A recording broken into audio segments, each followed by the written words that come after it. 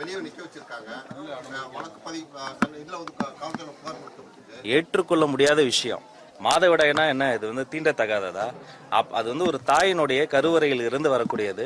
அப்படிப்பட்ட மாதவிடாயிலிருந்து தான் ராஜ்மோகன் பிறந்திருக்கிறேன், அமைச்சராக இருக்கிறேன். இதை போன்ற பிற்போக்குத்தனமான விஷயங்களுக்கெல்லாம் நம்ம வந்து ஏற்றுக்கொள்ளவே முடியாது.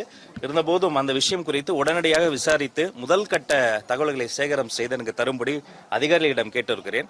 அதனால தமிழ்நாடு முழுக்க இருக்கக்கூடிய அரசு மற்றும் தனியார் பள்ளி நிறுவனங்கள்ல எந்த இடத்திலையும் எங்களுடைய மாணவிகளுக்கு இந்த மாதவிடாய் சார்ந்து இதை போன்ற நேரடியாகவோ மறைமுகமாகவோ எந்த அழுத்தங்களும் தரக்கூடாது என்பதையும் கேட்டுக்கொள்கிறேன். அவர்களுக்கு சேஃபான, அவர்களுக்கு ஒரு ஒரு கம்ஃபர்டான என்விரான்மெண்ட்டை உருவாக்க வேண்டும் என்று நம்முடைய கல்வி நிறுவனங்களில் வேலை செய்து கொண்டிருக்கிற ஆசிரியர் பெருமக்களையும் நான் கேட்டுக்கொள்கிறேன்.